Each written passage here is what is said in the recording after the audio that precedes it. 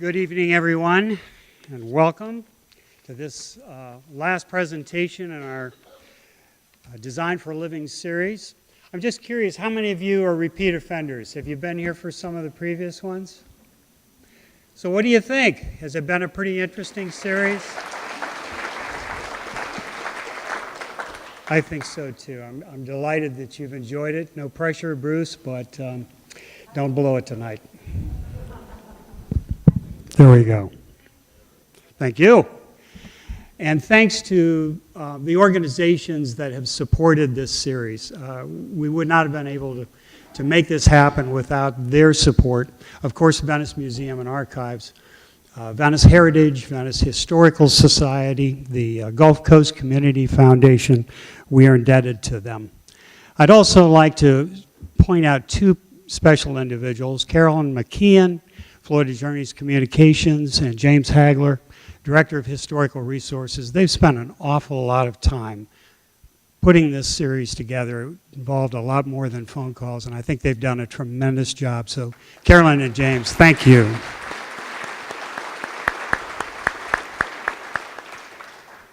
All of these presentations have been taped, and I understand they are working out the fine details of finishing those videos now. They will be uploaded to the Venice Museum website. So check that website out if you'd like to go back and watch some of these presentations. That will be great. It's venicemuseum.org, and they should be up within the next week or so. We've had such a great response to this series, witnessed by you all being here tonight, and the other ones, as you know, have been great as well.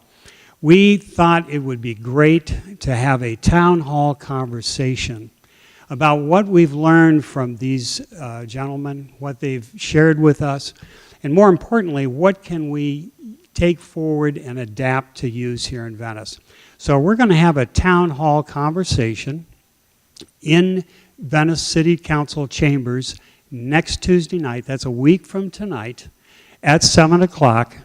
In Venice Council chambers. Please come and join us. We want to hear what you think. What did you take away from these presentations? And what can we share with our community leaders that we can adapt and use here? That would be, I think that would be great. So as Betty mentioned, I went to Kentucky Military Institute, graduated from KMI, and so I was familiar with the name John Nolan. But it wasn't until I met our speaker this evening that I really came to understand the genius of the man behind the name. I first met Bruce when I went to work at Rollins College in 1990. Our offices were about 20 feet apart, and so every chance I got, I would slip into his office. Didn't get a lot of work done, but I learned a lot. It was great. And if you were here for Clay Henderson's presentation, you remember him talking about Nolan's design for Venice on his wall. And it was through Bruce that I came to understand the integration of mankind into the environment in a minimally invasive way. And I could spend an hour talking about his background. He's a Florida humanities scholar, did his doctoral research at Emory University, his master's work at Ohio State. He's authored at least probably half a dozen books, more articles than I've written in my career. His new book is on John Nolan, landscape architect and city planner. We have copies out there at the front desk. This is if you're interested in John Nolan, it's a definitive biography on Nolan's life and his work. And Bruce just found out several weeks ago that the book has been selected to receive the John Brinkerhoff Book Award. That is a really big deal in landscape architecture. So great job, Bruce, the fact that they recognize the book for what it is. There's a lot of aspects to his career, the fact that he's an author and everything, but I think the thing that I appreciate the most, besides his weird sense of humor, is that he walks the talk. He's more than just an academician that theorizes behind a lectern. He really gets out and does the work. He's consulted on projects all over the country. He's currently working on a project in his other West Coast hometown of Portland that you're probably going to hear something about. But I think the thing that impresses me most is that Bruce brings his students here at least once a year, and he shows them Nolan's design for Venice. And then they walk the streets of Venice, and they really get a sense of what John envisioned for the community and how that might intersect. And it's really exciting to watch the light bulb go on with those students, to capture what it's like and what the meaning of new urbanism is. And Bruce tells them this is what you'll be designing in the future. Well, they're not learning anything listening to me, so I'm going to go sit down and shut up. But please join me in welcoming and sit back, relax, and be prepared to be mesmerized. Dr. Bruce Stevenson.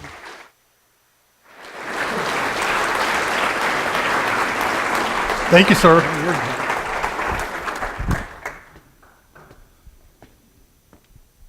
Wow, what a great crowd for city planning. It's amazing. I'm indebted to you for coming out because I want to share, I think we all have a debt for Venice because it's a really great place. And my job tonight is to put Venice in perspective and how Venice has a great history, but its history can define the future. I'm not going to read too much from my book tonight. It's only 300 pages. But I struggled with the book cover. I don't know if you've noticed, but Venice is plastered all over the state of Florida. It's on the Thousand Friends of Florida webpage. It's on the press where my book was published, the Library of Landscape History, their webpage, but I don't have Venice on the cover. But let me read the first paragraph here, and I think it'll explain why I picked this community. In 1979, I moved to a historic neighborhood in Clearwater, Florida, close to my employer, the Pinellas County Planning Department. My job was challenging, and I liked to run to clear my mind. Clearwater was a scenic coastal town, but traffic and a dearth of sidewalks made for a series of dismal outings. My experience changed after I charted a course through Bel Air, an attractive community set on an axial grid with a bayfront park, wide sidewalks, small greens, historic homes, and street trees. Over the next few months, my evening run restored my faith in city planning. Quality, human-scale design could enlighten daily life. I did not learn until much later, however, that John Nolan designed Bel Air at the zenith of his career. My faith in planning owes a debt to John Nolan. And this plan that you see for Bel Air was the plan that Nolan sent Albee to say, here's what I can do for you in Venice. So Venice originates with this plan. And there's that great plan of Venice, right? Everybody's seen this plan, right? But here's the one you probably haven't seen, and why I think this is real important. This is the big picture, and that's what we're interested in tonight. This was the regional plan for Venice, and Venice is right here. But when Nolan planned it, he planned this whole big region. Everybody with me on that? And this is the plan for Portland, Oregon. Do they look similar? Surrounded by green? Okay. Step one. This is what my students' eyes look like on Friday morning. This is a plan that was done for the region of Central Florida. And the long story short, the only way Central Florida can grow in the future and protect its water supply and afford to have government services is these red lines are trains. And you have to have a train system. And then people will live close to the train stations because they won't have to walk. And you might think, well, that's a radical idea.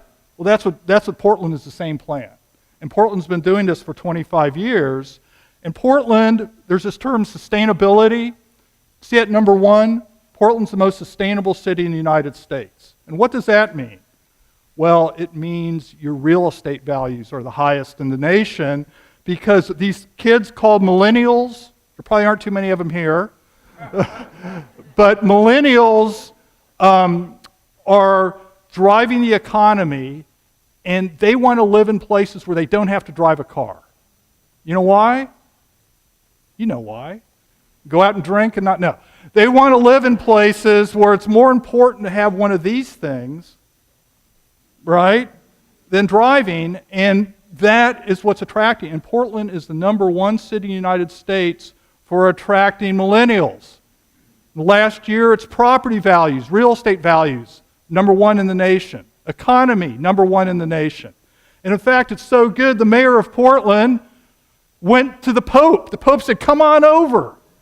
And he had a summit on climate change, and the mayor of Portland was invited, the only mayor in the United States, because in 1993, Portland said, we can solve climate change.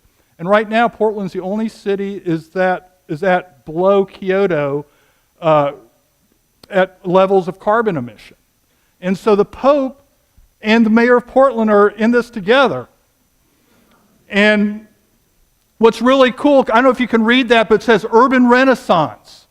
This is the neighborhood I'm living in, and this is a old row house. It was a warehouse. It was bought for $159,000 in 1993. You know how much it's going for now? Well, the taxes are $27,000 a year, over $3 million. And this is the neighborhood where I'm living. It's called an urban paradise. And the reason the real estate values are so high is there aren't too many urban paradises in the United States. There's a heavy demand for it. There's a lot of people that don't want to have to drive and live in a place that's an urban paradise. Is everybody with me? So easy supply and demand, and that's why Portland is shooting up, and that's me. And how do I go? By streetcar. Yeah, I don't have a car. I moved out there, and Portland is essentially Venice on steroids.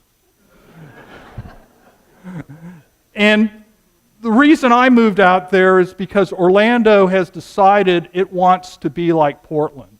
Now, Orlando's got a problem. This is a map of the highest pedestrian death rates in the United States. Orlando's 1, #2 is St. Pete, Tampa. This is called Mr. Toad's Wild Ride. I did it today. I almost died.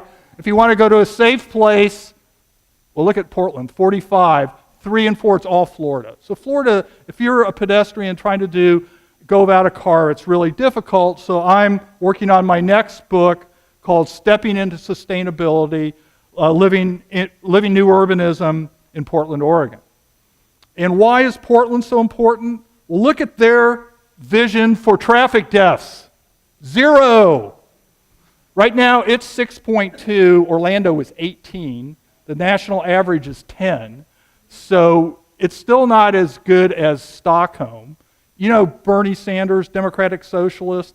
Well, this is really what he wants, to be like Stockholm. And Stockholm, people don't die there because it's designed for pedestrians, bicyclists, streetcars, ad nauseum. And so here's a typical trip I take over to Venice.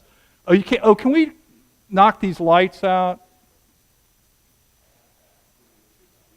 Can't see, okay. Well, you can't see that, but right there it says I'm going 0 miles per hour. And that's I-4, and it looks like I support Saudi Arabia convention in front of me.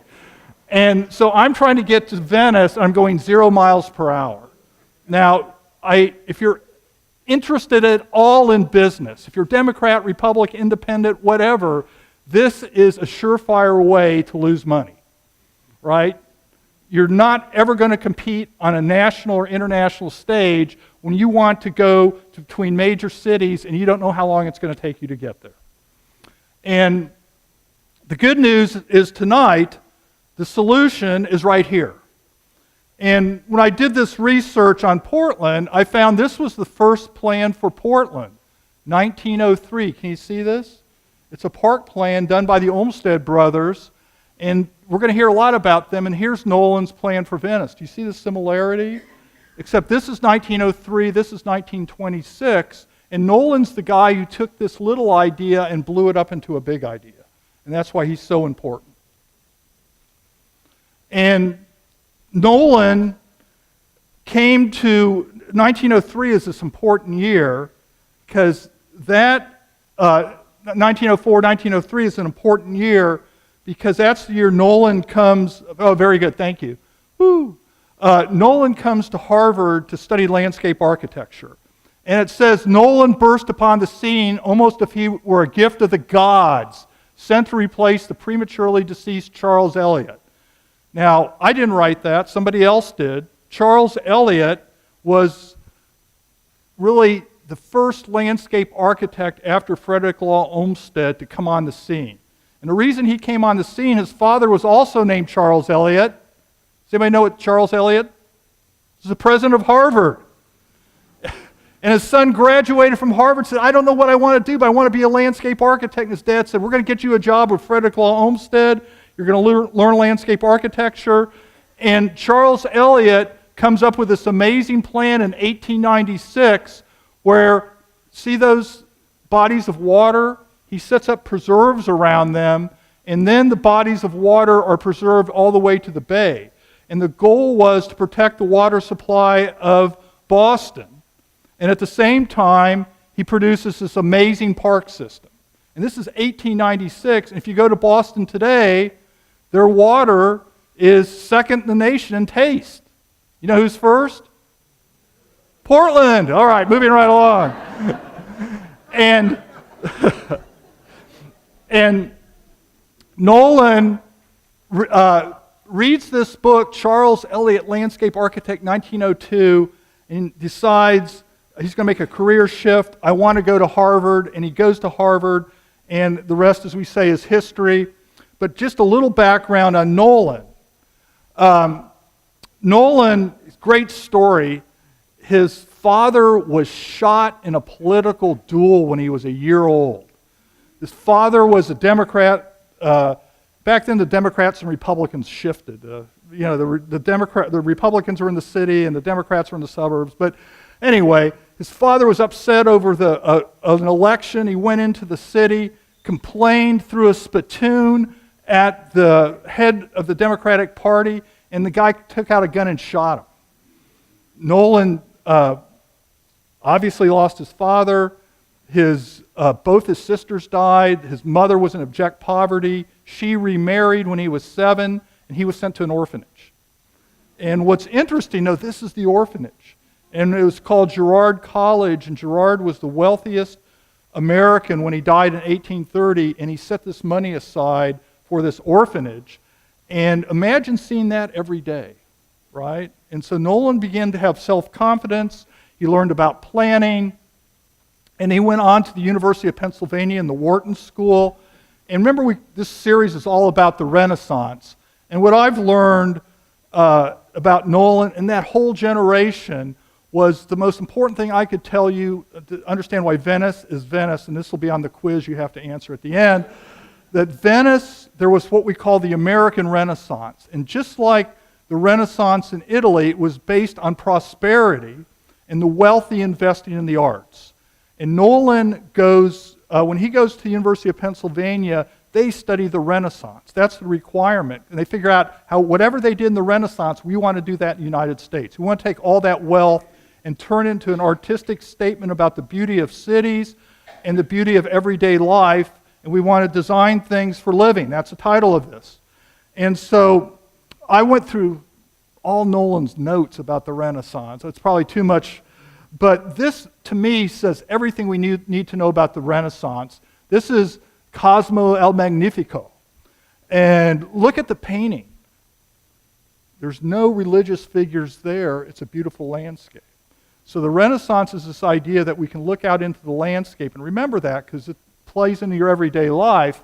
And this is a little bit of a comedy. This is Michelangelo coming to show his latest work of art, and El Magnifico, who sponsored him, said, oh, it's nice, but go back and work on it some more. And all these people back here know that this guy's a genius. He's 14 years old. He doesn't realize he's a genius. But the message here was that the wealthy invested in the community and the art, and that was the basis of the Renaissance. That the wealth of society was to create a more civilized urban life. And this is the ideal city. And if you look at the plan for Venice, you'll begin to see this. And this is what Nolan studied. This was a painting done in 1450 and became the model for most city plans. And I took this out of Nolan's notes because it goes right with the theme we're looking at. The humanist, this is right out of Nolan's notes, who ended the clerical monopoly of knowledge and saw reason in science and nature and art, taught that life is worth living and that the ability to take science and apply it to modern life was what made things work. And the ideal city was a city of ideas, and it was in the city that we would take these ideas and create reality. And maybe the most important thing was that what they were taught at the University of Pennsylvania, the moral basis of government, the relationship between art and civic life, is the essence of beauty. That, in other words, your government works well. How do we know it works well? Look what's around you. And it can't just be your place, it's got to be the entire community, and that's the definition of morality and beauty. And so that's the basic theories they go out with, but the other thing, they're in the Wharton Business School, and if you want to study a really good business operation, if you want to study efficiency in business, what country would you study? Germany, very good, thank you. And so they studied Germany because Germany was the most efficient country in the world. They did not really become a nation until the 1880s, and they invested in becoming very efficient, and they would take over the world. I'm not really joking on that. But what is serious here is look how well planned this is. These are planned communities, new communities for workers. And look what's right in between them. Can you tell what's in between these nicely planned communities? A soccer field. You know who the world champions in soccer are? All right, moving right along. Now, this is finally the model that Nolan saw after he graduated from the University of Pennsylvania. This is also one of every 6 Americans attended this. This is the Chicago World's Fair. And this was a celebration of the American Renaissance. This was a vision of the ideal city. And what separates America from the other countries in the world is they were doing things like this, but they weren't sticking a big hunk of wild nature in the middle of this. And this was designed by Frederick Law Olmsted, the designer of Central Park, and this was his last project before he passed on and passed the torch to a next generation. And Nolan, after he goes to work for a university where it's adult education through the University of Pennsylvania in Philadelphia, and he gives this speech, and this is pretty much what the mindset of college-educated reformers was in the late and early 20th century. Just follow with me on this.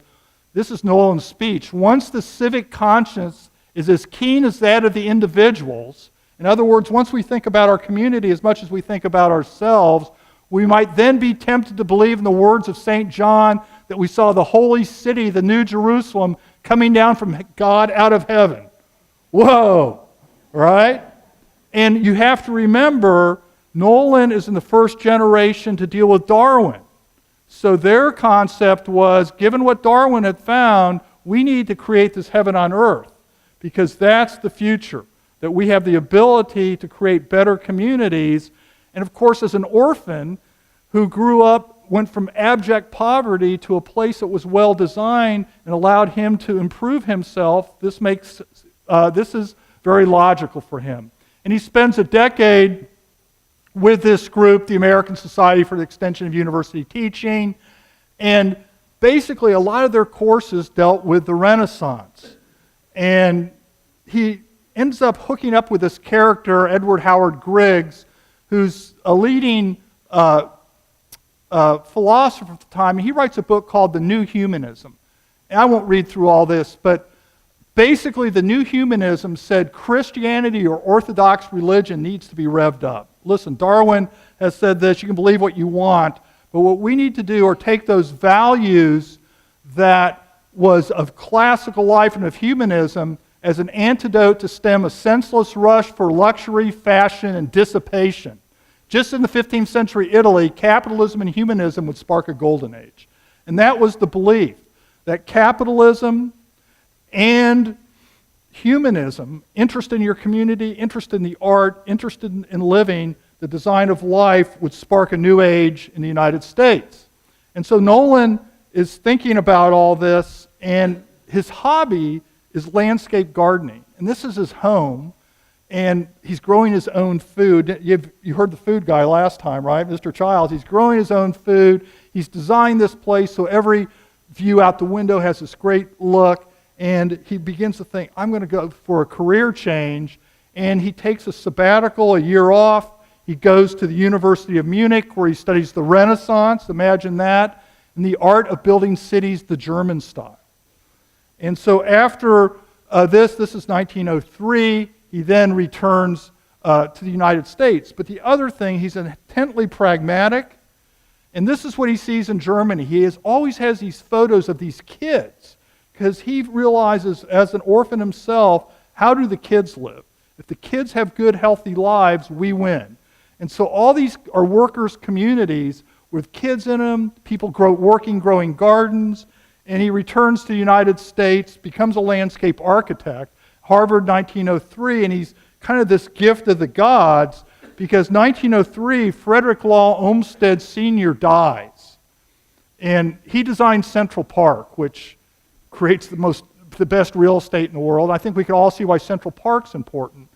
But after he dies, his sons, the Olmsted brothers, who teach at Harvard, decide we are not going to just do big parks like this, we're going to do park systems. Make sense to everyone? But before we do that, we need to find somebody to say what a great man Frederick Law Olmsted was. No one had written a biography of him. So John Nolan's honors thesis, led by Frederick Law Olmsted Jr., is to write the biography of Olmsted. So Nolan writes the biography of Olmsted, then he writes an article of Olmsted Jr. on how to design park systems like this. And I'm going to give you a little brief lesson, because you'll see this in Venice. And what Nolan was taught was he studied Da Vinci's principles of art. And what Da Vinci said was follow nature, then your imagination. The great thing about this painting is if you look at it in the background, nature is moving. You can almost see nature moving in these rivers. And that was a radical concept. You know, he would have been on the rack if he would have been honest about it, because the idea was nature was moving. And if we figure out how nature moves, we figure out how God works. And that was the radical concept. Figure out how energy and motion works, then we figure out science, and then we become like gods. And of course, that is the beginning of science. And this is the most elemental lesson in landscape architecture: order, balance, harmony, an extension of the human vision. And what happens in the Renaissance, you have to remember in medieval times, if you've ever been to Notre Dame, right? You go up to Notre Dame, what happens when you go to the front of that church? You immediately look up and go, I'm going to hell, right? Oh my God, I better go and pray. And the Renaissance was the opposite of that, where they wanted to design things so you would look out to the horizon and think about the human experience expanding across the horizon, okay? And here's a Renaissance garden. I'll show you how this works. There's the villa, and then there's this straight line, which is right here, right? See that straight line? And it brings you out to this point, and you look out over and see Florence. This great vision. Now, why is that important to us? That's how Venice is laid out. Here's City Hall, right? The villa, our main place. We're led down here to this line, and what happens when we come down there? There we go, in the same exact time. So these ideas of the Renaissance are ingrained in design. And that's why this place is so rich. It has Mona Lisa, right, going through its design, these essential principles of the Renaissance. Now, the other thing in these gardens, there was always a wild spot where they'd have wild nature, Arcadian wildness. And they'd always have these statues of Pan. And Pan was this lecherous god of wild nature. And so the idea was the Italians during the Renaissance want to have a little wildness in their lives. You know, they were tired of that medieval stuff. Let's go and have this wildness, not a wilderness experience. That's my students, this is their favorite part. And this is what the wildness, this is that piece of wildness. This is where Pan is running around chasing people, right? And it was stuck in Chicago. So these are the elements that Nolan learns as he begins to practice landscape architecture and city planning. The last thing is his favorite artist is Jean-Baptiste Corot, and this is from a lecture that he gave in Venice, and he showed this because he wanted, see how happy the people are? He figured if when you had a park system that you should be this happy. You should be as happy as the characters in a Jean Corot painting, because it's all about people experiencing the simplicity and beauty of nature. And the other thing Nolan does, the last thing, and this is the most important, Frederick Law Olmsted, and this is Long Meadow that Nolan took during a class, Prospect Park, if you ever have a chance, most beautiful park, urban park in America. And Frederick Law Olmsted Sr. said, you know, in crazy New York, when you go to a park, you need to recreate yourself. After dealing with business all day, you recreate, okay? Nolan said that's not good enough anymore. We don't need to just recreate, we need to have recreation. And this is his final project. He shows people playing baseball in Central Park. And Nolan starts pushing this idea that we have to design places not just to recreate, but to recreate as well, okay? And that's his concept. And I'm going to go through the basic elements of city planning. There's Nolan early in his life with that Walrus mustache. And these are the basic points I will go through. I'm not going to reiterate them now. But this is John Nolan's first city plan. It's for Roanoke. And key one, echo the physical situation and topography. In other words, build in harmony with the environment. Now, this is a river, right? You see all the land along the river that's being preserved? How do you figure out how wide that green space is? How wide do you put the preserve around a river? Well, Nolan had it was a science, remember? We're doing science. This is the floodplain. So if you developed in there and a flood came, you would die. So what the idea was to keep people out of floodplains. It's also really good for your insurance. This is a steep mountain. It was also the water supply. So they preserved the steep mountain and the water supply, and there's what it looks like today. There's the steep mountain preserved, Mill Mountain, and there's this creek, and along the creek is a 30-mile bike trail. And here's Nolan's recreation. This was a picture he took of kids playing in an abandoned lot, swimming in an unsupervised beach. So he wants recreation as well. This is also, this is obviously not Germany. Prepare to meet thy God. Now look at the quality of the urban development in Roanoke, Virginia. The Germans would never allow this. We know that, okay? And so what he says is, listen, you damn Virginians, we're going to get it right, and we're going to do it like Thomas Jefferson did.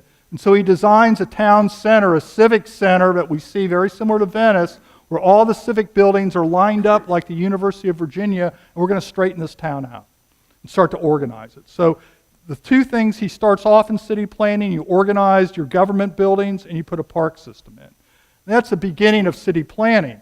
Now the other thing that shocks Nolan, he's a Yankee, and he comes south, and these are if you look at these are African Americans, and the only way they're allowed to go in this part of town is if they're pushing baby carriages and taking care of the white kids. And these are where the African Americans live, and Nolan in his plan says if you're going to have a comprehensive plan, you're going to have to invest in the African American neighborhood too. That did not go over too well.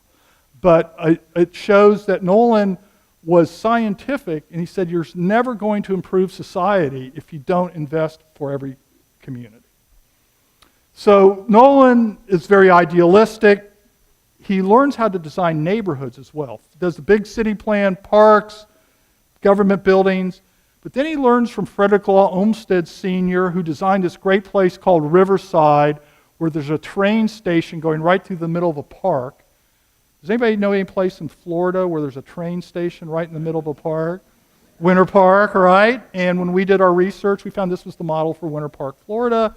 Nolan takes the same model, does this place, Myers Park, up in Charlotte, and he got this commission through the president of Harvard. And look at this creek with the green space around it. I'll show you what it looks like today. Ooh, we like that, right? And then he did this thing called street trees. Isn't that nice? Yeah, and begin to see, wow, these simple investments create an amazing sense of place. But his career really doesn't kick off, and this is a definitive point in city planning history, which you have to know. My daughter right now is in Athens studying city planning, and she goes, "Dad, tell me about the Garden City." I go, "Wait, I've got to tell 350 people about the Garden City."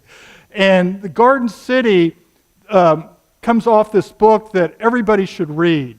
It's the second most popular novel in the 19th century outside of Uncle Tom's Cabin. It's called Looking Backward, and it's about a guy falls asleep like Rip Van Winkle, wakes up in the future, and society is designed very efficiently. And society is designed for all these principles we've been talking about, okay?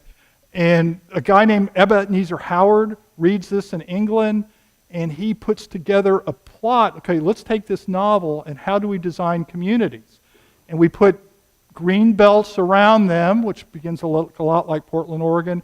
We have a town center, and we link them by rails, and then put gardens, forests, and parks in between.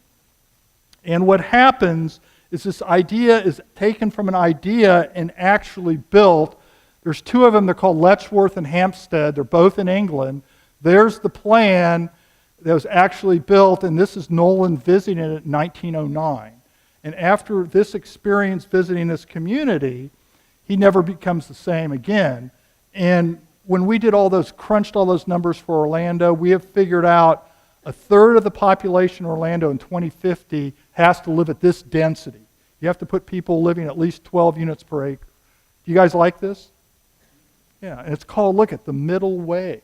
So it's not too dense, right? And it's not too suburban, it's this middle way.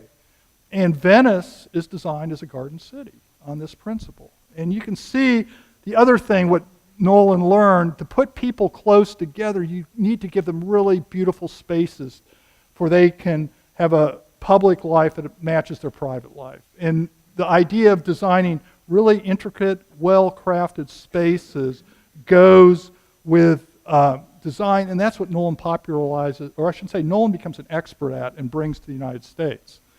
The other thing that's going on, sounds like today, worker housing. These are guys protesting to get good housing. And there's this monumental thing called World War I, which changed the world, right? And when World War I hits, the United States economy explodes. And the capitalists and the factory owners can't get enough workers. And they begin to realize the only way they're going to get a decent working force is to do what the Germans do, put them in decent housing.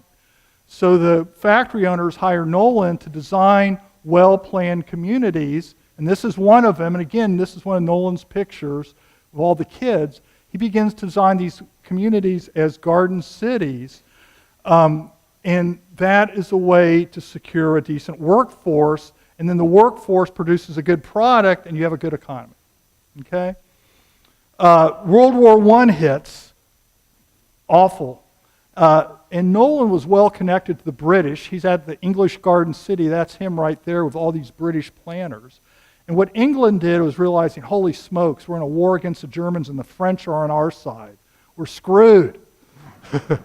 And so we're going to have to start building worker housing to make sure we get good products. And I probably read too much on this, but for every 3 bullets the French and British shot, they would kill 1 German. The Germans would shoot 2 bullets and kill 1 of the Allies. That's how much more efficient the Germans were.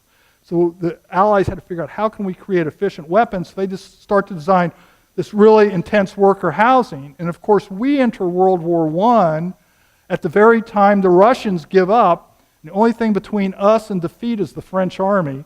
So things are really difficult. And the United States decides we are going to put weapons out like the Germans, and we are going to put 300,000 workers in decent communities. And Nolan designs this place called Union Park Gardens. And there's the creek going through it. There's what it looks like today. And look at that neighborhood today. This is designed for workers. And this is a place that all you should go and compare to Venice. And like that, and what's cool about this, there's not a single family home. They're all duplexes or multifamily because they're for workers, and it was also designed on a streetcar line so they could walk everywhere. And they built this in 3 months. Look how quick that is. And so it was like, whoa, look what we can do. And it was the federal government investing with experts in city planning to put out a really good product. And Nolan was commissioned by the Army to write a book. And the idea was, okay, what's going to happen? We're making the world safe for democracy. As the boys come home, do they see an improvement in the town? It's time to ask yourself these questions. Nolan wrote this book, New Ideals in the Planning of Cities, Towns, and Villages, that laid out how to invest the peace dividend to create communities for workers. That the idea, just like in Germany, we'd invest in the workers and secure our economy that way. If you want to buy it, it's really expensive. I wrote the intro to that. That came out last year. And just to back up, what happens, for good or bad, the government says, we don't want to fund this anymore. We're going to turn it over to private enterprise. And the promise of the federal government investing in worker housing fell by the wayside. Nolan is dejected for about 2 years because in England and Germany, that's exactly what they do. They're trying to keep the communists from taking over. So Nolan eventually, though, gets a commission by the wealthiest woman in Cincinnati, a woman named Marie Emery, to design a place called Marymount that'll be a model community for workers. And the idea that we'll build this community and show the rest of the nation how to do that. Make sense to everyone? And what Nolan basically does is take that plan for Letchworth, England, and designs Marymount. And it's pretty difficult to tell the difference between Marymount and Letchworth, right? If I said, which one's England and which one's the United States? That's actually Marymount up in Ohio. And there's the plan for Marymount. Echo the physical situation topography, and what you have here is a ravine with a creek going through that. And again, this is where you don't want to build, so this is preserved. And I'm going to take you through a little tour. And one of the reasons I want to present this to you guys is you guys should be a sister city with Marymount. And I'll discuss this as I go through here. Now, remember that creek I said? Right, there it is. That's what it looks like. So you're in the middle of the town. Look at that. And actually, they filmed a movie starring James Hagler here. There is Last of the Mohicans Part 2. See that? Wasn't that great? Okay, moving right along. And what you have is in that creek, there's a little lagoon here. And there's what it looks like today. And the most difficult thing in city planning is making a transition between a park and an urban area. I'm going to show you how that works. The part of this transition is at this point right here, as you come up from that creek, there's a recreation area, a field house, and this is a soccer field where they want to beat the Germans. So they have this beautiful public park. But here's where the transition really takes place, is here's a urban use, and the only thing on the property was a cemetery. So Nolan places a church here, and look what he does right here. This is, I want to make sure you get this. This is the best city plan I've ever seen, I think. So this is the three-story building. On the bottom are offices and apartments up here. And then this is a landscape architect, and the light's shining right on that. Gosh, no way we can turn that off. Huh? But it's looking right at, oh, thank you, there we go. Right at this church, and there's what it looks like. How do you like that? Yeah, I think this is, you're not going to see city planning any better than that. And I haven't been in church in a while, but that's me giving a lecture inside this church. I was up here in September preaching the gospel of John Nolan. There's that same slide up there.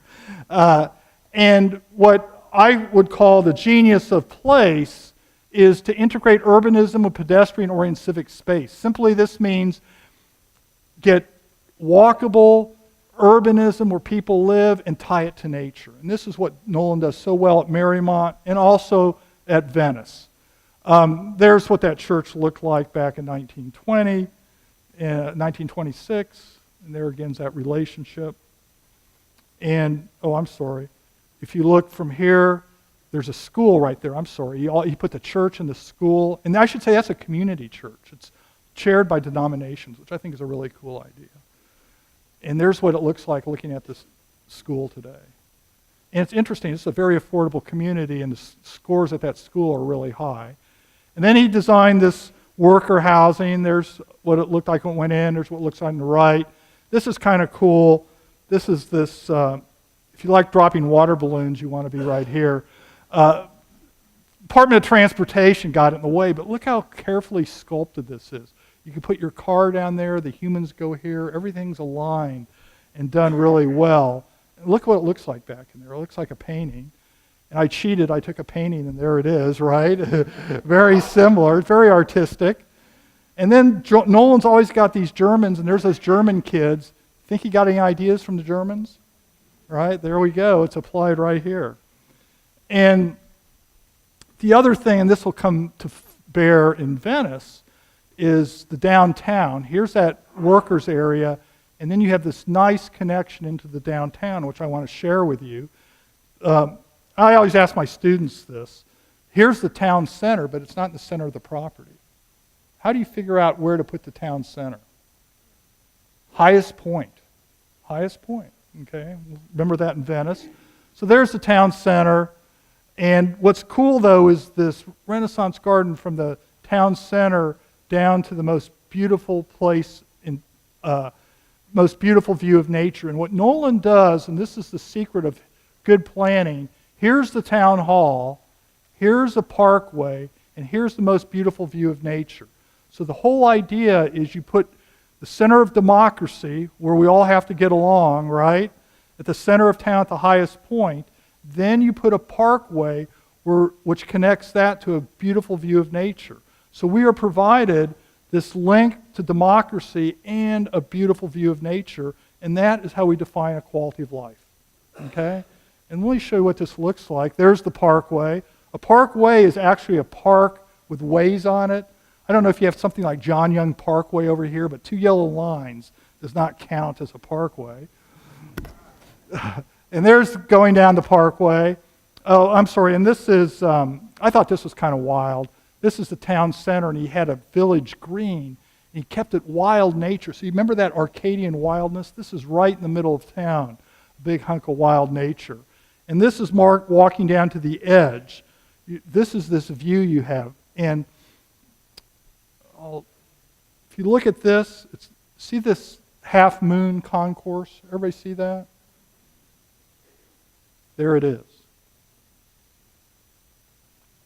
And there's what it looks like on the left. I put a Thomas Cole painting in there just for artistic effect. But look at that free view everybody in Marymount gets, and there it is. So everybody has this amazing view of the Miami River Valley for free. And of course, what this translates into is higher property values, because be able to walk to that, if you can walk to that, you know what happens to your property values?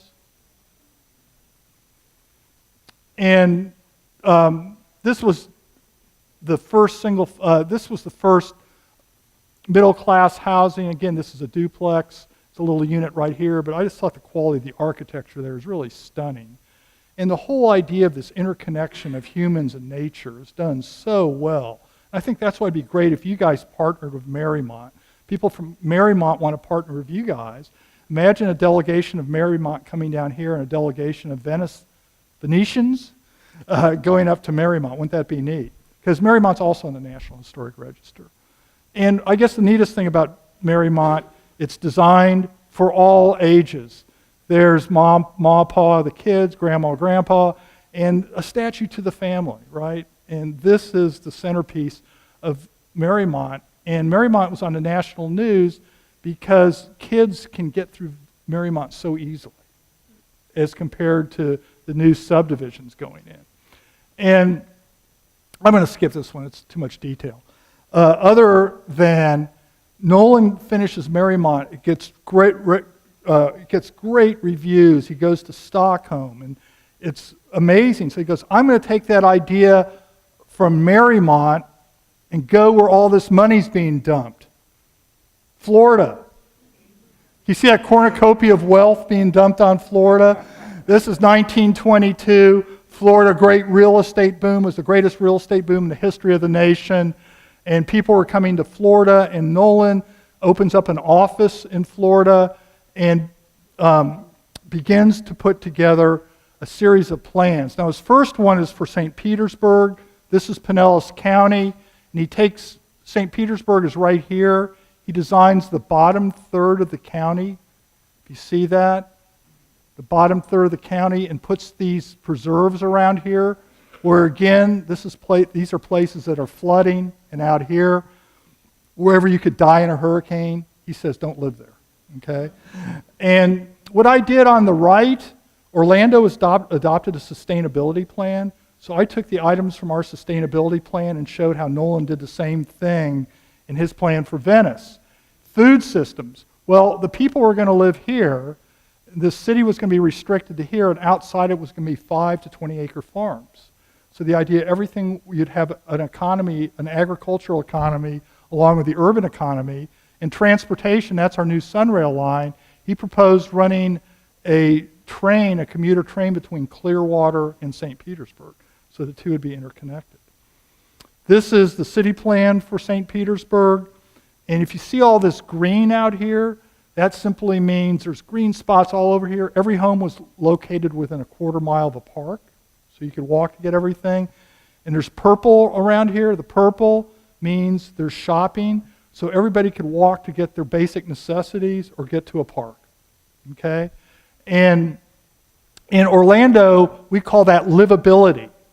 Our definition in our sustainability plan is if you can walk to get your basic needs, if you can walk to get to a park, you have a livable environment. If you can't, there's some questions there. You might have the highest pedestrian death rate in the country. Also water. Again, this is a creek system. Nolan, again, preserves all the floodplains and water systems so they function. He also had this idea of what we call complete streets, radical thing called a street tree and a sidewalk in every street built in St. Petersburg. And I think this was the neatest one. We're trying to struggle with a green economy, but I put this in for you guys because here was his idea of good tourism. There is, yellow was going to be a tourist district like Nice, France. And just to back this up, I'll show you where that is. See this right here? This is the same area right here. And this is the Barrier Island. And in 1923, no one was living on the Barrier Islands. And you could buy all of St. Petersburg Beach for $750,000. So he said, buy that, run a tram out here, and build this like Nice, France. You might think that's a radical idea. Unfortunately, in my view, as my first book, they did not follow his advice, and they spent $1 million on a pier. Have you ever been to that $1 million pier? Great time, right? Now imagine if they would have bought the beach. All right, so we're moving right along. And there's what it should look like. These are the slides. He said, this is what you want that urban stuff to look like. It's called the Riviera, and you want to have an American Riviera. Green buildings. This is the St. Petersburg Post Office. I put that in. But the other radical thing is this was comprehensive. It was every neighborhood, and that included the African American neighborhood. And so when it came time to vote on this, it was a citywide vote. I probably shouldn't have put that, excuse me. But this is what Lou Brown, who was against the city plan, this is what he had to say. He said, we don't want a plan that helps out black people. The majority of Negroes are a low order of intelligence, blah, blah, blah. Rather than improve their living conditions, he wanted to move lazy and shiftless black laborers, wanted to replace lazy and shiftless black laborers with immigrants from the agricultural sections of England. It will be a happy day in the South when white men take the place of Negroes. Whoa, right. So Nolan's plan got 13% of the vote. Same thing happened in West Palm Beach. And this is even more, I would say, destructive of the mindset at that time. Nolan did a plan for St. Pete Beach, and he gave them the plan. They said, we don't want your city plan, we want your zoning plan. He goes, no, first you do a city plan, then you put the zoning plan together. No, we want the zones, and the reason why is we want to zone the white people and the black people, and we want to set up zones for black people and put them between the Everglades and the railroad, and we want 3 communities for black people, 2 for African Americans, a 3rd for Caribbean blacks. And the only way they'll be able to get into West Palm Beach is by a single boulevard. And this is what the mayor of, again, he was a bastard, looking 25 years ahead, we are now designating places where the Negro occupancy will be encouraged. We are trying to put them in such locations as they will be congenitally, think about that term, be situated to their places of labor and fulfill the needs of the white people. And they were called concentrated zones. What does that sound like? Yes. So the good thing is we didn't end up like the Nazis, but Nolan said, shove it. I'm not working for the public in Florida anymore. These people are freaking crazy. Let me go to work for private entrepreneurs. He goes, they're not, they're interested in good ideas and money follows. So you can see the plan for Marymount and how similar it is to the plan for Bel Air, which is on the cover of my book. Bel Air is an amazingly beautiful place, but we don't use that as a model because what they did is knock down these nice old homes. And you know whose house this is? This isn't the Duke of Normandy. It looks like it. This is a guy called Hulk Hogan. And so the all-star wrestler came in, knocked down these nice homes, put in this, and you really can't deal with people like that. You're not going to have a good city plan with that. But Venice, there we have this idea of the garden city and regional planning, which I showed you as our hope for the future. And first of all, the idea of protecting these lands along the Myakka River, good idea. There it is. And then, Nolan also realizes we're going to design a community for African Americans that's as nice as the white workers community. So this is designed, it's placed right here, and these are all farms. So we begin to see that agricultural and investment in African American as well as the white community. He takes the idea, again, you can see the similarity between Bel Air and Venice. And again, the cool part about Venice, I don't know if you've ever looked at this plan, but can you read, this is an eye test, you probably can't, but it says right there, V-I-E-W, view. And what he did was he placed City Hall at the point you could view the Gulf of Mexico. Remember that I talked about those points? So that's why City Hall is there. You could view the Gulf of Mexico.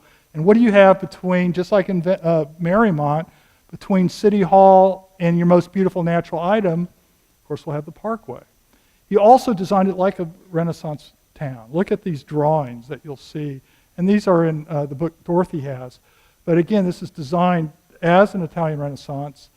And you've probably, I don't need to show you too many of those, but you can see this whole Renaissance feel and the way art is integrated into the neighborhoods, and that tourism is this draw, and the mixed, what we call mixed use, where apartments are here, shops are here, street trees, parks, all these features are put there. And then early on, there's the second hotel that matches the original one. I thought the Granada apartments were really cool, and that those were placed for more affordable housing. And there's, of course, we all know what that looks like. These are all pictures my students take. I let them go off and experience that. And of course, right by that is this amazing parkway. I don't think there's a parkway quite like this anywhere in the United States. You guys, your parkway is better than Marymount's. Amazing parkway. And I love this connection. You walk down here, and that's where the American flag should be. It should not be over a used car dealer lot. It belongs to be in this great place. And there's what you guys get for free. I say the balance of civilization, this whole concept of the Renaissance we've been talking about. You see here in Venice. And I took this quote, please remember this, the American Renaissance began in the 1880s, and disappeared around 1930, the last full flourish of the Renaissance that began in Italy in the 15th century. The Renaissance began in the 1880s with Olmsted, and you know where it ended? Here. You guys are the last depository of the Renaissance. This is where it ended. And unfortunately, not enough of it was built, but this is a true Renaissance community. What happened, of course, stakes, hidden weeds, Florida cities abandoned. We had the greatest real estate boom in history. We had the greatest real estate bust. In fact, Nolan's invested in Florida, and his company, his firm, would take a big hit, and he'd be on the edge of solvency, like many other Americans during the Great Depression. He would go to Harvard and teach from 1929 to 1936. I won't go through all this, but number two I wanted to highlight, classical Athens, Renaissance Florence, and Republican Geneva exemplified the beautiful, well-ordered, as you call it, free organic city designed around nature. Town planning is an art. I guess I am going to go over all these. And this is how he caught his students' attention. I haven't tried this yet. An outdoor lifestyle of less clothes, less apparatus for play, less spectators, and more active recreation. John Nolan was a confirmed nudist the last 10 years of his life. And this is Sunnyland in Germany. He got a grant to go to Germany to study, and he headed a national conference. Then after that, he went to a nudist camp. And he said, and here's what I tell Victor Dover, if you heard Victor, this is what a good designer does. This is what Nolan said. If you want to design something, do a 12-unit garden apartment and design it so you can sunbathe in the nude and your neighbor can't see you. Oh, this is rated R. The other thing Nolan does, by the end of his career, his ideas are starting to lose favor as architects become more modern. They become more interested in, they don't see the city as a living organism, they see it as a machine. And Nolan begins to shift to landscape architecture, and this is a place everybody should go.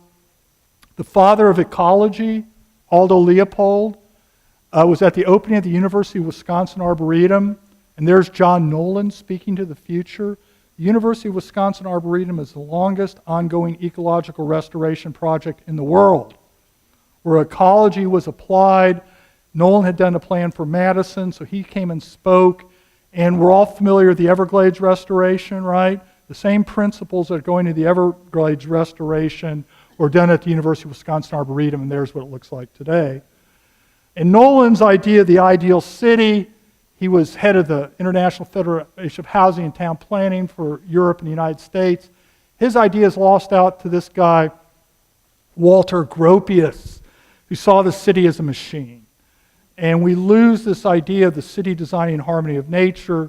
It shifts to a more mechanical, and this is what we get when we begin designing cities for machines.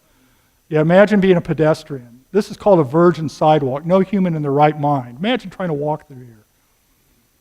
This is called an engineer's wet dream. When I was in graduate school at The Ohio State, we had to take the calculus of statistics, and now I understand. Here's the cosine right here. But I actually had colleagues that they were trained to do this, but they're now they're doing they're like Darth Vader essentially. And that type of mentality created what we call urban sprawl. These are the most sprawl-threatened cities in the United States in the year 2000, and look how many are in Florida. Remember, there's a tie. Sprawl basically means you can't walk to places. You're car dependent. And that's what the definition of sprawl is. And the solution was new urbanism, and this is a place called Seaside, which ripped off Venice, and this is the most studied town plan of the last 25 years, and Seaside is designed to be walkable. There's what it looks like. And most important from my viewpoint, it was ground zero for Hurricane 3, for Hurricane Opal Category 3. This is what it looked like before. The hurricane came in with 16-foot storm surge, and it looks like the White Cliffs of Dover. What it did, it ripped out all the sand dunes. But they had enough sense, like Venice, to build not on the sand dunes, but behind the sand dunes. So it survived, and it's really a good model. This is John Nolan's business card. This is publication, we have a guidebook to new urbanism in Florida. And all new urbanists do is take John Nolan's ideas and plagiarize them. And there's the award we give out every year, the John Nolan Medal. And there's the plan of Venice on the back of it. So these, like I said, you guys are in the repository of the Renaissance, and Nolan's cities are to display the beauty of human work and noble human life. That's written on the medal. And again, it's taken right out of the Renaissance, as John Nolan's view. And here's Orlando, where I used to live. The light pink is what had existed in 2005. The darker pink is if we sprawled out. And here's my students' eyeballs. And this is what we realize: we're going to have to live this way in the future. We really have no choice. And the test in Orlando and everywhere else in the United States, how do we restore the human and natural habitat? This is the former Navy base. Think about it, Naval Training Center. Of all the cities in Florida, why would you put the Naval Training Center in Orlando? Think about that for a while. But don't worry, the military's there to protect us. That was closed, and they turned it into this community based on John Nolan's principles called Baldwin Park. I've been looking for something like Marymount. There's me. I moved in. Same dimensions as Marymount, but I have like 4 bathrooms, so it doesn't quite work as well. But I've been living there for 8 years, and it's Baldwin Park. There's the plan. This is the plan for downtown Winter Park, which was designed in 1880s, and those circles are all how walkable it is. And so Baldwin Park was designed to be walkable, also restored habitat. Everything you see there is a restored natural habitat. Imagine these kids can get around the neighborhood biking, fishing, and it's all part of their daily life. And there's what it looks like today. And I think we would all say that really looks good. And you know what's happened to real estate values there? It's now more expensive to live in Baldwin Park than Winter Park. The other thing, there's a Publix everybody can walk to. But the really big project I want to end with in Orlando is called Creative Village. This is the old arena, okay? And we had to get a new arena, and so they took this and demolished it. So there's 64 acres of vacant land on the new Sunrail rail line. So right by this community, there's a rail stop, and they need a model project, and this is the place I live in Portland, which used to be a rail yard, is now this neighborhood. And if you look at this area right here, there's what it looks like today. It's all been rebuilt. And the real estate values there. You guys all like that, right? And this is amazingly sustainable. I don't have a car. I rent my parking space out for $200 a month. This is a restored park in the Pearl District in Portland. We all like that? And I volunteer. I'm the only male volunteer, but I work there, and there's one of our planting projects. So these type of projects are moving forward. And there's where I live. I put the 96 up there. That's the walk score, 1 out of 100. 96 means I can walk to everywhere, right? And isn't that cool? Restored, streetcar. I think this is the future. And that's me.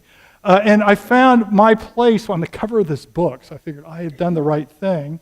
And there's my friend Craig Otzler with my students, and Craig's a really important guy because he's the developer for Creative Village. And the University of Central Florida, the second biggest university in the nation, 62,000 students. I don't know if you've ever been to their campus. It's like going to the airport. But they're going to move their campus, a portion of it downtown for 8,000 students in Creative Village to kick this off, and it's going to be the most important project in the state of Florida. Now there's the model for it. That's where I live on the left, and here's the vision for Creative Village on the right. Do they look similar? Yes, we're taking Portland and sticking it right in the middle of Orlando, but even more important, we're sticking it next to the poorest African-American neighborhood in Central Florida, Paramore. And the idea UCF can go in there, have a health clinic, education majors, and they're going to have a K through 8 school to elevate said a hand up, not a handout. To the African American community, it's been ignored. And when I was looking at the plan for Paramore, I want to share this with you. Our desire to bring every good thing to our children is a force for good throughout the world. It's what propels societies forward. The must-haves for every child: a stable place to call home, good schools of highly qualified teachers, strong communities that foster a sense of opportunity. And here's what Mary Emery said about Marymount. The children, do you feel safer about them? Are their faces a bit ruddier? Are their legs a little sturdier? Do they laugh and play louder in Larrymont? Then I am content. And she died shortly after. And here I was at Marymount almost getting run over by kids going to school. And so here is this idea, and it grew out of good city planning. And I would also say Nolan, who was an orphan, right, understood the investment of private and public enterprise to create quality environments. And this is Marymount, and it's a National Historic District just like you guys. And I think there's an amazing partnership to be had. And Nolan's final point was striking a balance between public and private rights would seem to be utopia enough in this modern commercial world of ours. And of course, you guys are going through a comprehensive plan. That's exactly what you have to do. How can the developer make their money, but how can you make sure your community is the quality it should be that Nolan envisioned? And the only last thing of the assignment I would give you, we put together with the Venice Archives and Museum an exhibit, and we have all this outline, but we have 10 principles of city planning. I would make sure those 10 principles are addressed in your comprehensive plan, because the last one I like to end with, John Nolan did a plan for Madison, Wisconsin, and every time they review their comprehensive plan, they have a John Nolan to Now conference to make sure they get it right. Okay, thank you very much.